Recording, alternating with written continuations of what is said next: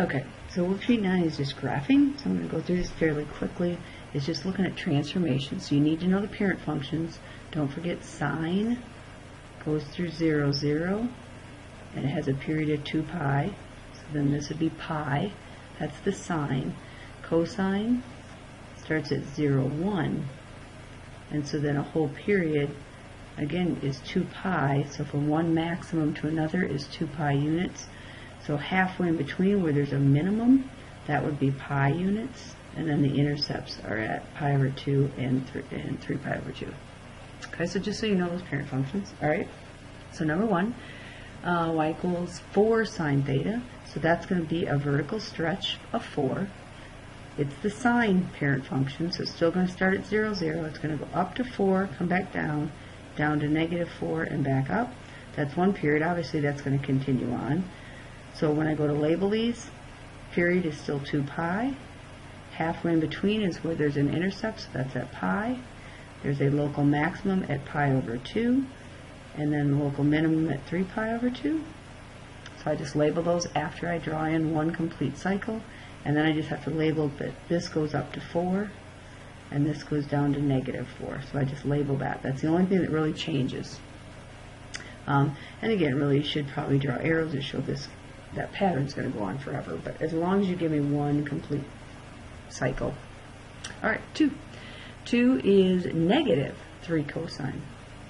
So the negative out in front of the cosine is going to flip it upside down, remember. Every y becomes opposite, so it's going to flip upside down. So it's going to be upside down, reflected over the x-axis. There's going to be a vertical stretch of 3. So instead of 0, 1, it's going to start at 0, negative 3. That's going to be a relative minimum. Come up, come back down. And again, nothing changed with the period, no stretch there or shrink. So it takes 2 pi to complete that one cycle from a minimum to a minimum. Halfway in between where the maximum is pi. And then the intercepts are at pi over 2 and 3 pi over 2. And we just have to label this as negative 3 and this as 3. So again, that negative flipped it upside down. It reflected it over the x-axis. Alright, now with number 3, the negative is inside with the x. Remember, first of all, the 3 does opposite of what you think it would do. It's going to take the x's and shrink them. Okay, so instead of having a period of 2 pi, we're going to take our normal period of 2 pi, that's how long it normally takes to complete a cycle, but we're going to divide that by 3. So the period is now 2 pi over 3. The negative means it's going to reflect over the x, or over the y-axis. The x's become opposite. So think about the cosine. Here's the cosine curve. So if I reflect it over the y-axis, which is right here, what's going to happen when I reflect this graph over the y-axis? Well, it's just going to land on top of itself. So because the cosine is even, this negative really does not affect the graph. The only thing that's being affected is that 3. So when I go to graph it, I know that, again, it's cosine, so it starts at 0, 1. I'm going to draw this in first, and then I'll label.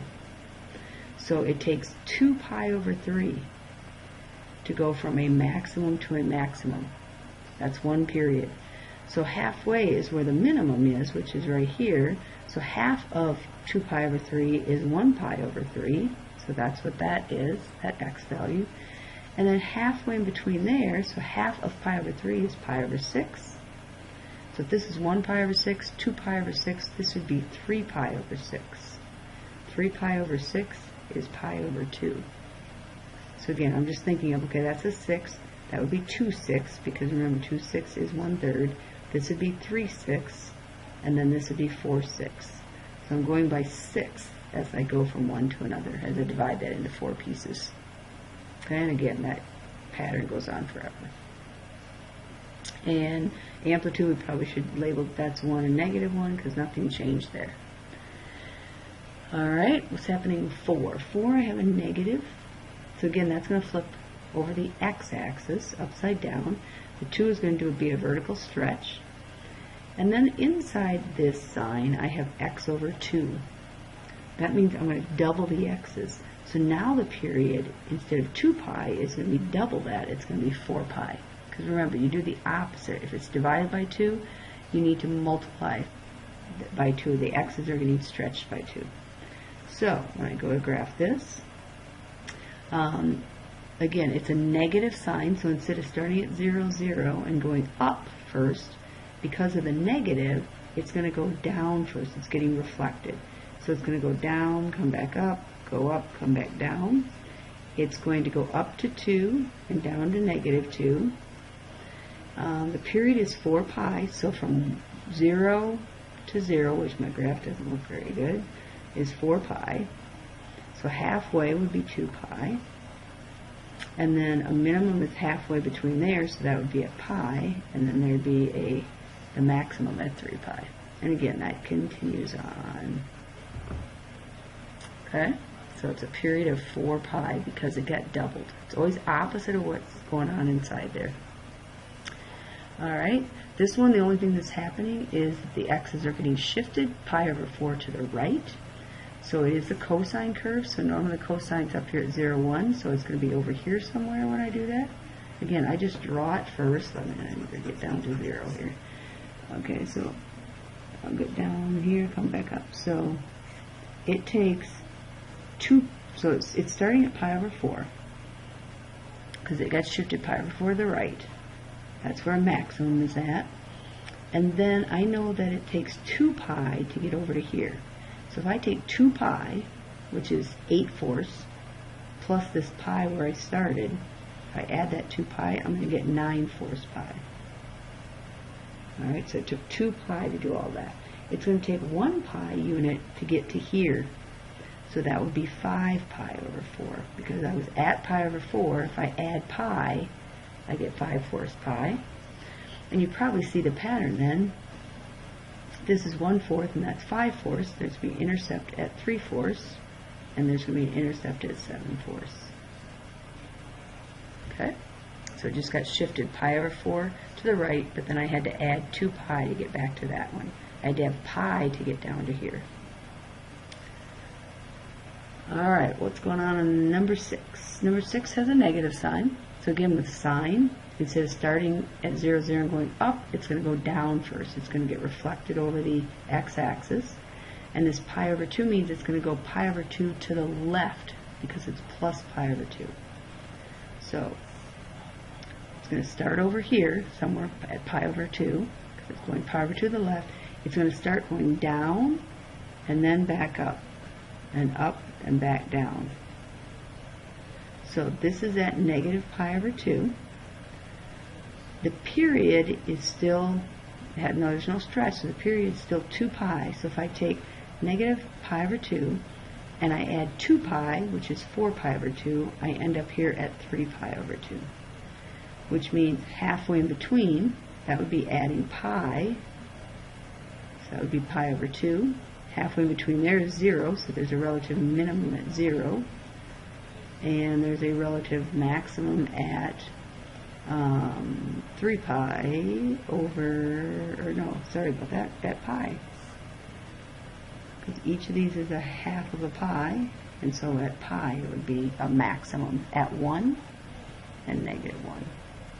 And actually over here I should have labeled that. I decided 1, negative 1. Okay, so with this one again, we started at negative pi over 2. It took pi units, so if you aren't sure what that is, just take negative pi over 2 plus 2 pi and say, okay, to add those together, 2 pi is 4 pi over 2. That's where I came up with the 3 pi over 2, because it had to be 2 pi units to make that whole cycle. So I just went where I started plus 2 pi to figure out where I have to end up. And then you just have to figure out where halfway is. Well, then halfway means I'm going to take negative pi over 2 and add pi to get to there. Okay, last two. This 2 is going to stretch it by 2. The plus 4 is going to move it up 4. So when you do the, like those vertical shifts, here's what I do. So if this is my graph, my axis, I first say, okay, it's going to go up 4. So I go up 4 units, and I draw this dotted line. That's kind of my new axis that I need to think of. I've just shifted the axis, the x-axis, up 4 units. And so from there, I want to go 2 units up. So I'm starting at 0, 0. That's my new 0, 0. I'm going to go 2 units up, and then 2 units down. Again, the period didn't change. Nothing's in with the x. So that took 2 pi units. So you can either put it up here. It's just as easy to label it up there. You could label it down here on the axis if you want to, but I'm okay with you labeling it up there on that new axis that you drew in. This would be pi. This would be pi over 2 and 3 pi over 2. Where the minimum and the maximum are. And this goes up to 6, obviously, and then this goes down 2 units from 4, so it goes down to 2. So there's local minimums with a y value of 2 and a local maximum of a y value of 6. Okay, so just draw in that axis and then draw your sine curve. And then quickly the last one, it's going to go down 2. So when I go to draw this, I'm going to draw my axis down 2 units. The 4 is going to change the period. It's going to, remember, opposite of what you think. So 4x means you're going to take the normal period, but you're going to take it and shrink it by 4. So the period is going to become pi over 2. And then it gets reflected over this axis, and it's getting stretched by 3. So cosine normally starts at 0, 1. Remember, this is negative, so now it's going down. So from my axis, it's going to be down 3 units. That's going to be the minimum. Nothing got shifted left or right, so it's still going to be a minimum here. It's going to go back up to the axis, up 3 units, come back down, so that this is 3 units away. That's stretched by 3. Remember, the negative started it down here first, because this is my axis. The negative 2, that's why the axis is right there. And then that 4 says that when I go to label this, it takes pi over 2 units to get to here. That's the period. So if it takes pi over 2 units to get to there, half of that is pi over 4. So that's where there's going to be a maximum. That maximum is halfway in between these 2 minimums. Halfway between there is where you get that intercept. So that would be pi over 8. So if this is pi over 8, 2 pi over 8, this would be 3 pi over 8. And then 4 pi over 8. And again, that would keep going. So my graphs aren't the prettiest, but hopefully they work.